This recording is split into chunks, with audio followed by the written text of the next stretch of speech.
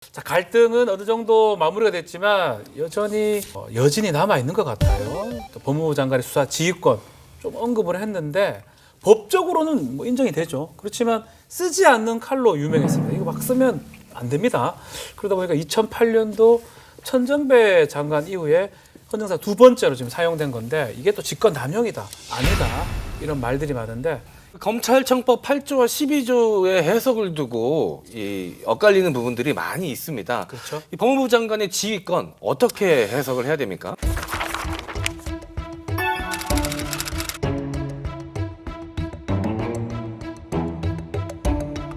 일단은 법무부 장관하고 검찰총장은 상명하복 관계로 돼 있고요. 다만 구체적 사건에 대해서 일반 검사를 지휘하지는 않고 검찰총장을 통해서 지휘하도 규정이 돼 있습니다. 네. 그러니까 그 부분만 이제 사실은 문제가 되는데 그거에 대해서 결국은 독립성 침해 여지가 있는 게 아니냐라고 얘기가 나오고 있고 문헌 그대로라면 지휘권을 행사할 수 있기 때문에 문제가 사실 없는 게 사실인데 네. 검찰청에서는 사실 좀 싫어합니다. 네. 이 제기를 할 수 있도록 이 제기를 해야 되는 거 아니냐라고 얘기를 하고 있는 건데 결국 문헌대로라면 지휘를 할 수 있도록 되는 게 맞는 게 아닌가 저는 그렇게 보는데 네. 아직 뭐 논란이 좀 계속되는 그런 상황으로 좀 보입니다. 그럼 또 하나 궁금한 게 제가 개인적으로 다른 부의 장관이 산하청장에게 지시를 이행하라고 이야기하면 논란이 되는 경우를 본 적이 없는데 네. 이 유독 법무부 장관이 검찰청장에게 한 지시만 논란이 되고 있습니다. 이 법무부 장관과 검찰청장이 어떤 뭐 특수관계에 있는 겁니까? 그렇죠. 이상하죠. 뭐 예를 들어서 병무청장이 네. 뭐 국방부 소관인가요? 뭐 얘기를 안 듣는다든지 산림청장, 네. 뭐 식약처장 네.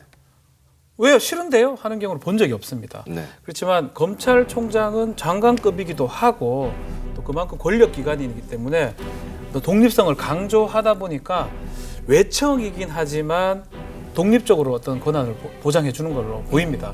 그럼에도 불구하고 저희가 이제 헌법적으로는 민주적 정당성이라고 얘기를 하는데 1차적 정당성은 대통령이 가장 많이 갖고 있고 유권자들이 뽑았으니까 그 다음은 법무부 장관, 그 밑에 검찰총장. 그러니까 민주적 정당성이 사실 많이 내려가 있다라고 보는 게 맞지 않을까. 대검은 지휘권 박탈로 결과적으로 중앙지검이 자체 수사하게 됐고 이어 총장은 2013년 국정원 사건 수사팀장의 직무 배제를 당하고 수사 지휘에서 손을 뗄 수밖에 없었다고 덧붙였습니다.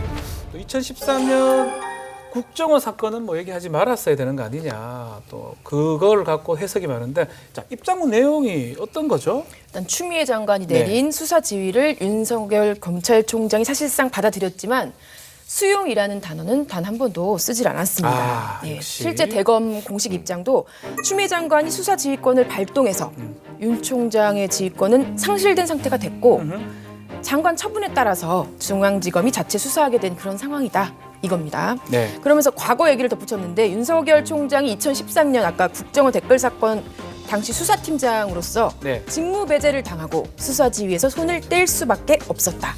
이렇게 현 상황을 에둘러서 비판했습니다. 지금 말한 것처럼 2013년 국정원 댓글 사건 얘기도 했었고요. 네. 수용이라는 말이 없습니다. 형성적 처분, 어려운 용어까지 써가면서 결국은 입장문을 봤을 때는 조금 앙금이 남아있다는 생각도 들기도 하고 이게 속마음이 어떨까요? 정확히는 수사 과정에서 외압이 심했으며 라는 단어를 썼단 말이죠. 그러니까 지금 상황도 나는 지금 수사를 하고 있는데 외압을 당하고 있다는 것을 애둘러 표현한 것이 아닌가라는 생각이 들고 네. 다만 그때와 지금은 분명히 다른 것이 윤석열 총장은 그 당시 수사 지휘를 받는 입장이었습니다. 그렇죠. 직급상도 그랬고요. 근데 지금은 수사 전체를 지휘할 수 있는 입장입니다. 그러니까 이 법무부 장관으로부터 수사에 대해서 외압을 받았다라고 얘기는 좀 어렵고요. 검찰총장이 이 강요 미수 사건에 대해서 직접 수사 과정에 뛰어들고 이렇지 않아요. 그래서 서울중앙지검이 하고 있는데 굳이 이거를 이제 전문수사팀을 꾸린다든지 독립수사본부를 꾸린다든지 특임검사를 만들다든지 이런 부분 자체가 이미 하고 있는 이 팀에 대해서 본인 스스로가 외압을 가하고 있는 거랑 아닌가라는 또 의심을 받을 수밖에 없는 상황이거든요. 그런데 어쨌든 그 마지막 메시지를 넣으면서 나는 어쨌든 내가 하고 싶은 대로 가지 못하고 있다. 이런 메시지를 주려고 하는 약간 것입니다. 앙금이 있다는 식으로 지금 오창수 평론가는 표현을 하는데 네, 뭐 저도 뭐 기분이 좋을 리야 없을 거라고 생각되고요.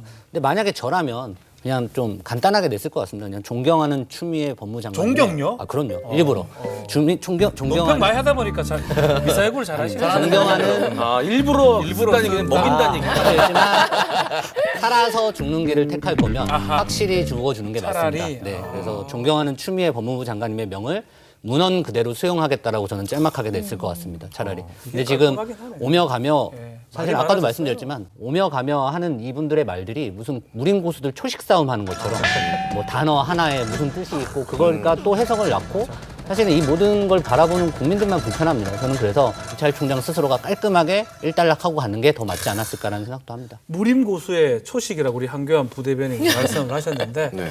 지금 보면 법무부 장관하고 대검 검찰총장하고 계속 진실 공방을 벌이는 양상이거든요.